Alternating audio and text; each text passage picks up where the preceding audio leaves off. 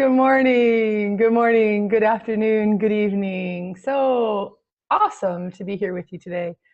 It is a beautiful day, like Randy, I think, was saying. It's incredible. Here in Southern California, there's a little bit of wind. The palm trees and the other trees are wafting in the wind. I can hear the birds. I don't know about y'all, but the plants and birds are quite confused here right now. They think it's spring and they're nesting and the flowers are blooming. Yeah, oh, I can take this off. It's quite confusing for them right now, but lovely for us. The weather is amazing. So thanks so much again for being here. Today what we're going to do is talk a little bit about leadership. Strength of self-mastery, strength of action, and strength of relationships. I will tell you why we're going to do that in a little bit, but for now, let's just start talking a little bit about it. So what exactly does a great leader do? A great leader points the way, right? Points the way, he lights the way, or she lights the way. They light the way. So how do they gather the strength, right? How do they gather the strength to light the way? Where do they get the light from? How do they take the action? Where do they get the strength to take the action?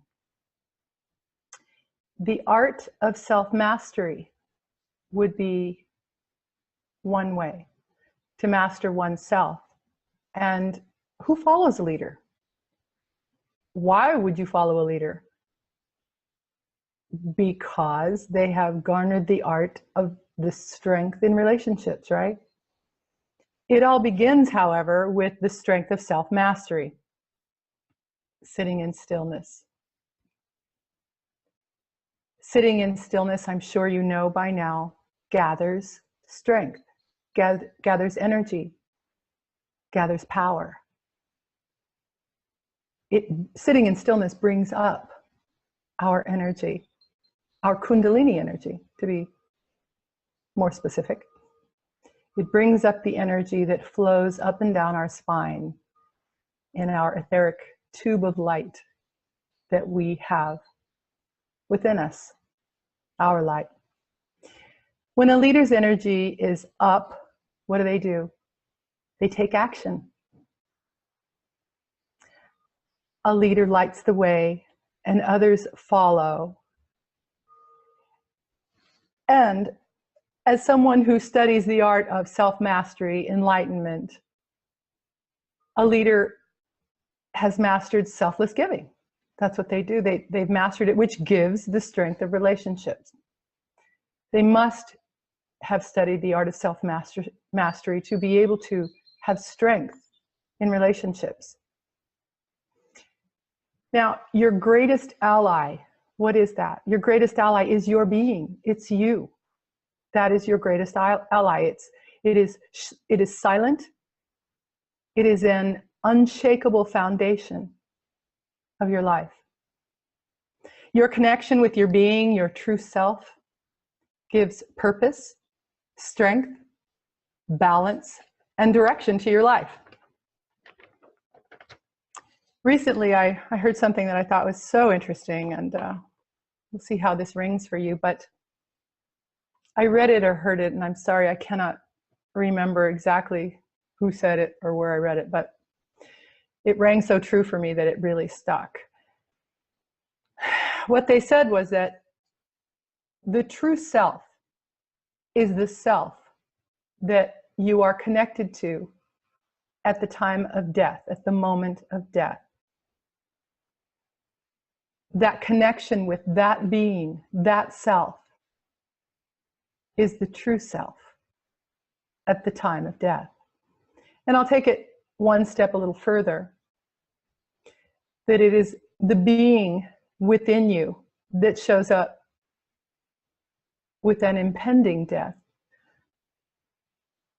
My father died about 6 years ago, and we knew for about 7 months. And so did he. He knew.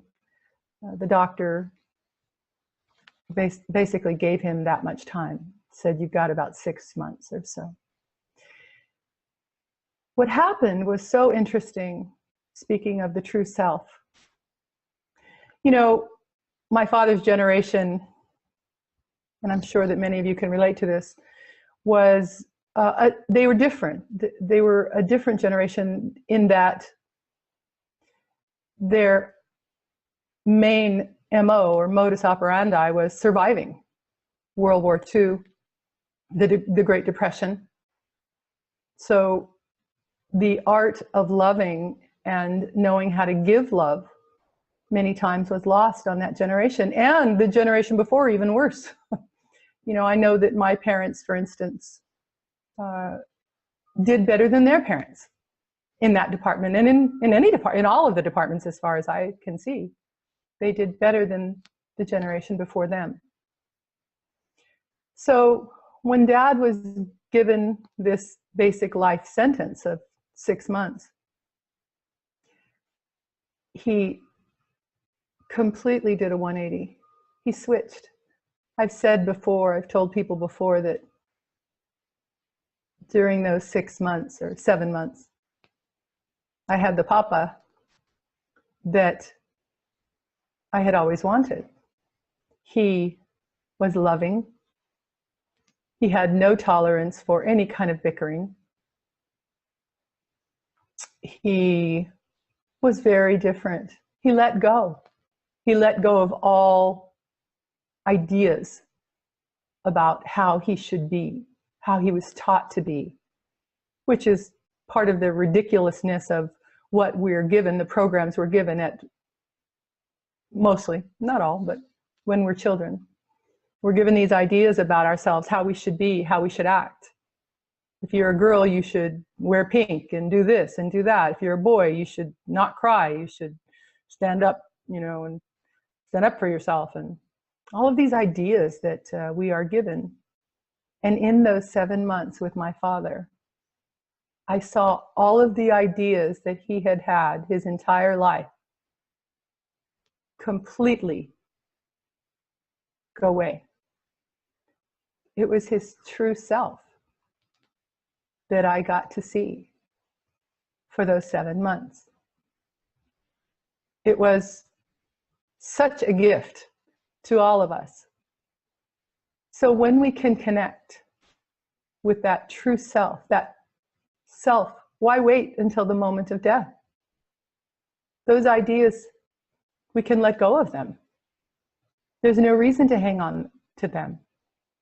When we pursue enlightenment, when we pursue our strength of character, when we pursue a more loving, compassionate, kind way of being, that is coming from the true self. When you're connected to your being or your true self, your ally, you feel secure, confident, loving, open, and awake. You wake up. That's what happened to my dad. He woke up.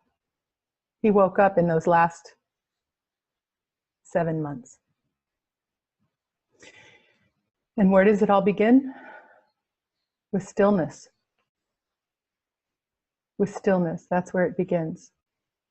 Which equals strength of self-mastery when you're able to sit in stillness. Which leads to energy and strength of action. Which leads to becoming more loving and selfless. Which leads to strength of relationships. Today our meditation is going to focus on connecting with our greatest ally, our true selves, our beings. So we're going to do a visualization. I'll lead you in a visualization. And during this visualization, the idea is to let go and merge with eternity. Sometimes these words can be a bit, what's the word? They can be a bit difficult to understand. But when you practice, the understanding doesn't need words. It is a mastery that has no words to describe. When one is sitting in samadhi or stillness or no thought, there are no words. We try to explain the inexplainable. So today the idea is to visualize. With this visualization through the first piece of music, we'll have 2 pieces of music. But I'll lead you through the visualization first and then continue the visualization through the first piece of music. And in the second piece of music, let go. Let go and let eternity do with you what it will. So I'm going to take myself off camera. And if you will, go ahead and begin to sit up straight. Sit up straight. And Randy, if you can, please go ahead and put the yantra up. For the visualization, we will close our eyes. But in case you do need a point of focus, you can focus on the center of this yantra.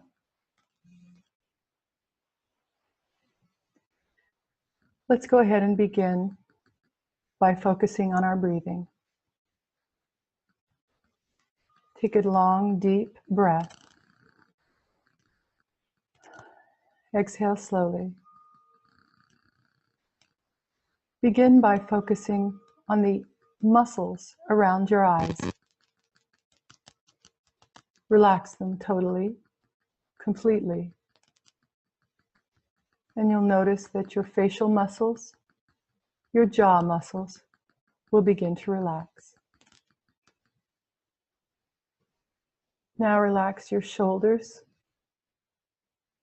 down into all of the muscles in your arms. Your back begins to relax. Your legs down into your feet and your toes. Your hands are in your lap. Your breathing is beginning to slow down.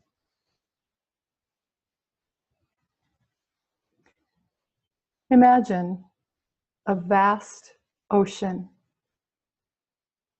The ocean is filled with hundreds and thousands of waves. Feel that you're part of that ocean. Imagine that each wave in the ocean is slowly moving through you. Feel that each wave is a wave of joy. Imagine wave after wave of joy passing through your whole body. As each wave passes through your body, feel that all worries, tensions, anxieties, and problems are being washed away in the successive waves of joy. For several minutes, meditate on wave after wave of joy passing through you. Feel that each new wave of joy that passes through you increases the amount of joy that you now have, until you feel that you have become all the joy. Nothing exists for you except limitless, boundless joy. Now imagine that you're going beneath the surface of the ocean. The surface of the ocean is filled with so many waves, but below the surface, in the depths, in the beautiful blue depths, all is calm, silent, and serene. Imagine yourself sinking slowly into the depths of the ocean. Here there is only calmness, emptiness, and tranquility. As you visualize yourself going deeper and deeper into the depths of the ocean, feel that a profound peace is entering into you. Feel that the deeper you go into the inner ocean, the more peaceful and calm you become. Visualize that you have become the ocean, and there is no end to the ocean. It goes on endlessly. As you visualize yourself as the ocean, imagine that you go deeper and deeper into this endless ocean of light, feeling more peace and tranquility filling your entire being, until you know that you have become all peace and tranquility. Continue practicing this visualization into our first piece of music. And in the second piece of music, as you feel that you are the dissolved blue light of the ocean, let go in the second piece of music. Let go and let eternity do with you what it will. Now, let's meditate.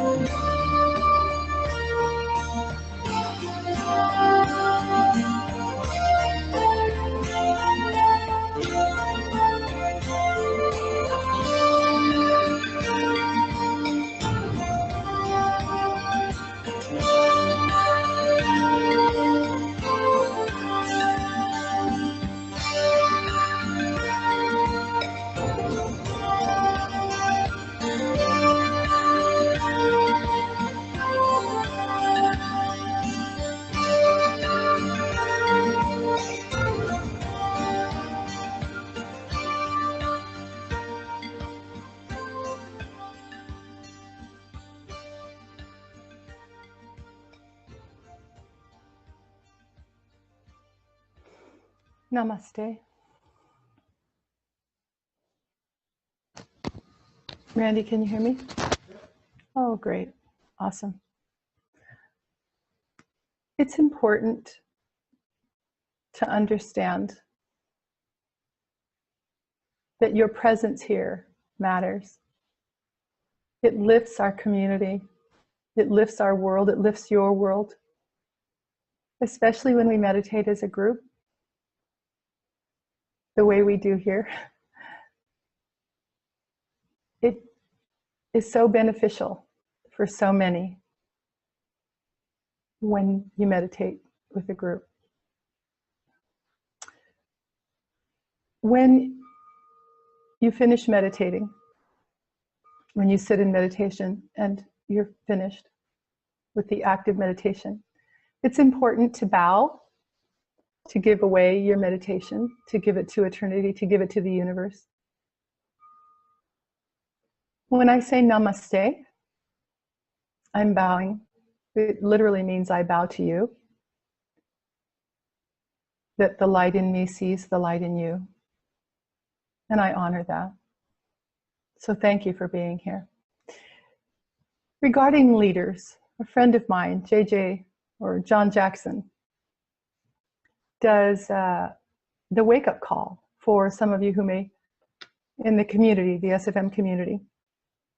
And he says that great leaders are strong in 3 areas: strength of self-mastery, strength of action, and strength of relationships. He says it's not uncommon to find leaders who are strong in 1 or 2 of these areas, but to find one who is strong in all 3 of these areas is extra special. And it all starts with self-mastery. That's where it begins. Sitting in stillness and connecting with your true self is where it all begins, right? So he has the wake-up call today at 5 p.m. and he'll be talking more about strength of relationships today. So might be a really cool thing to tune into. 5 p.m. Eastern time. Tune in for that. Now, time for 10 things to do. First, love someone or something more than you love yourself. Second, take chances constantly. Third, I don't know why I have this uncontrollable desire to laugh. Third, stop taking yourself so seriously. Fourth, start taking others more seriously.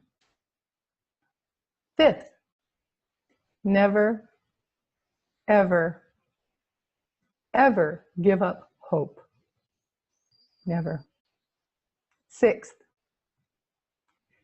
meditate more deeply today than you ever have. Seventh, learn to dance. Learn to dance. Eighth,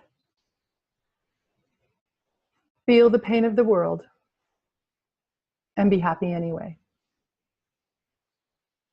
Ninth, let go and let eternity do with you what it will. 10th, look beyond all of this and know the truth. Tomorrow night, we will be meditating again live together at 6 p.m. Eastern time. That's Tuesday, Wednesday for our friends down under, our loves down under. We will be seeing them in the morning on Wednesday, but tomorrow night for us here in the US, it's 6 p.m. West Pacific time, 9 p.m. Eastern time. 9 p.m. Eastern time tomorrow night, Tuesday night, we meditate together. So thanks so much for being here. Until next week, namaste. The light in me sees, honors, and loves the light in you. See you next time. Thanks a bunch. Bye-bye.